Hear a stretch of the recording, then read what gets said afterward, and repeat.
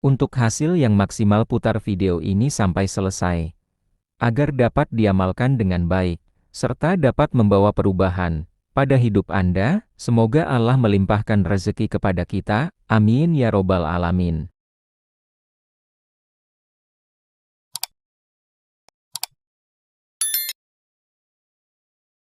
Assalamualaikum warahmatullahi wabarakatuh. Sahabat YouTube yang dirahmati oleh Allah, pernah nggak sih kamu ngerasa hidup lagi penuh dengan tekanan? Dompet tipis, usaha nggak jalan, utang numpuk, dan hati kayak dikucek-kucek. Mungkin kamu pernah berpikir, ya Allah, kapan ya semuanya akan membaik? Kalau kamu lagi di fase itu, kamu gak sendiri. Banyak dari kita ngalamin hal yang sama. Tapi tahukah kamu, ada satu surah pendek dalam Al-Quran yang Allah turunkan bukan cuma buat nenangin hati, tapi juga buat ngasih petunjuk bahwa di balik sempitnya hidup ada jalan keluar. Surah itu adalah surah Al-Insyirah, atau sering kita dengar dengan nama surah Alam Nashrah. Suratnya nggak panjang, cuma 8 ayat, tapi isinya Masya Allah dalam banget. Dan di video ini kita bakal bahas bagaimana membaca dan memahami surah ini bisa jadi pembuka rezeki kita. Bukan karena mistis, tapi karena makna dan mindset yang dibentuk dari dalam. Apa itu surah Al-Insyirah? Surah ini turun di Mekah. Artinya, surah ini datang di masa-masa dakwah.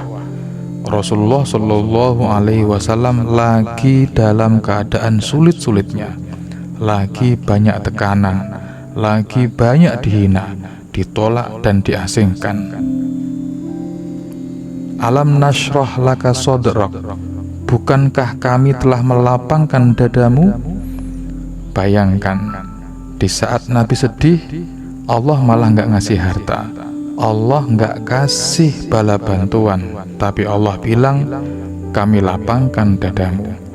Artinya, sebelum rezeki lahir dan datang, Allah kasih rezeki batin dulu, berupa ketenangan, kelapangan hati, dan rasa syukur. Ayat demi ayat dan maknanya dalam hidup kita. Mari kita bahas pelan-pelan.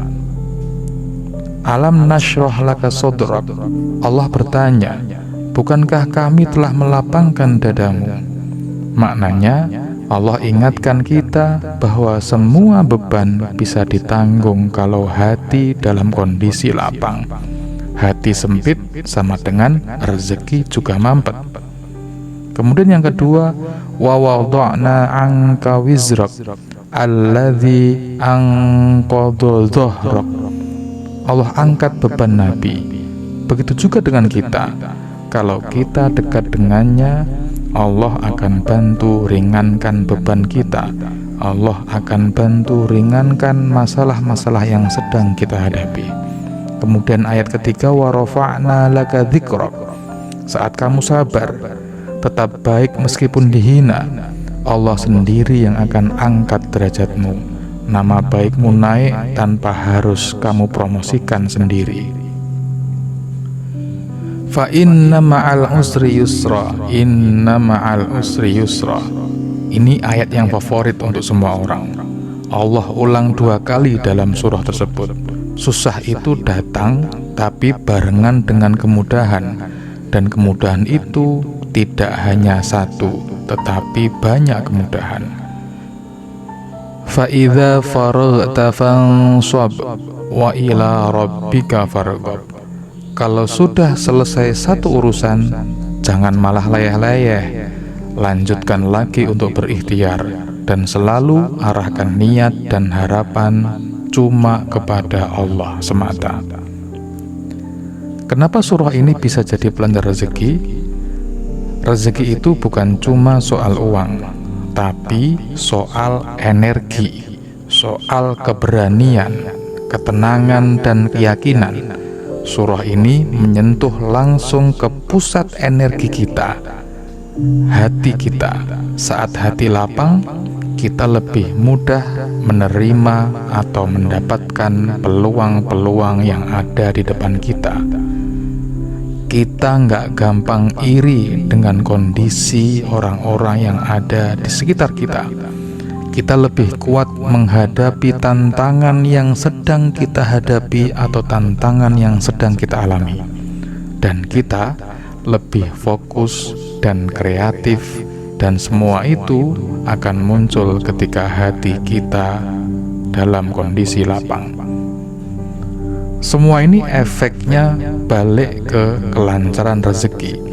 Jadi baca surah Al-Insyirah bukan buat nunggu uang jatuh dari langit, tapi buat menguatkan hati biar tetap waras dan semangat untuk senantiasa berusaha dan berikhtiar. Testimoni dan kisah yang mengamalkan surah Al-Insyirah.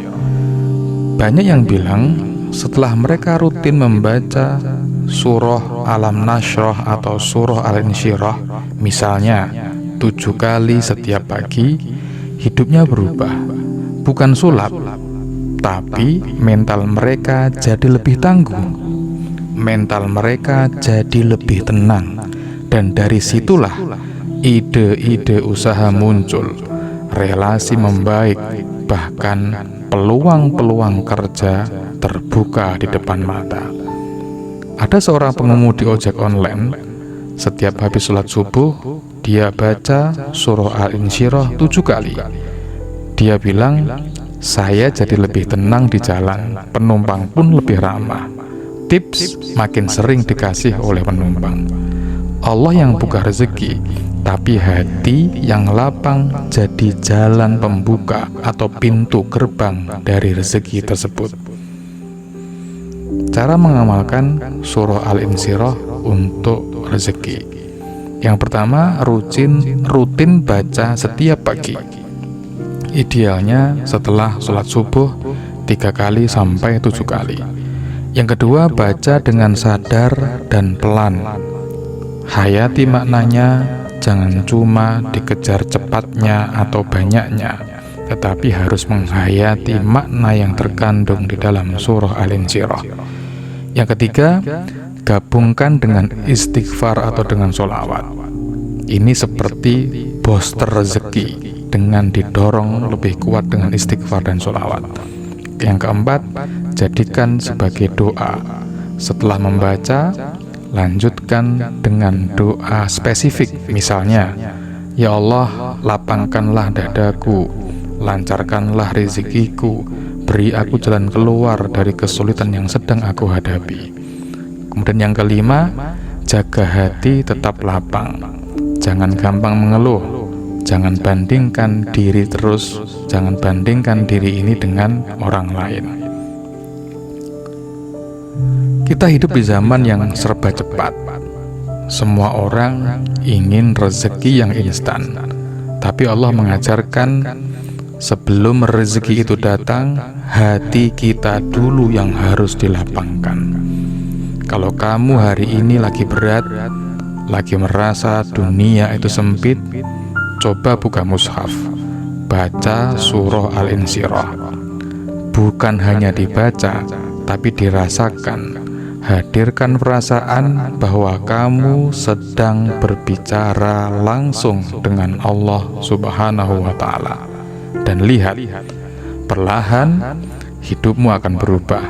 Mungkin gak langsung kaya raya, tapi kamu akan merasakan kelapangan, ketenangan, dan keyakinan yang membuat langkahmu jadi lebih ringan. Jangan lupa untuk like video ini kalau kamu merasa video ini sangat menginspirasi dan membantu. Share ke orang terdekatmu, siapa tahu mereka juga butuh booster semangat dengan surah Al-Insyirah ini. Subscribe channel ini biar kamu gak ketinggalan konten inspirasi Islami lainnya. Sampai jumpa di konten berikutnya. Wassalamualaikum warahmatullahi wabarakatuh.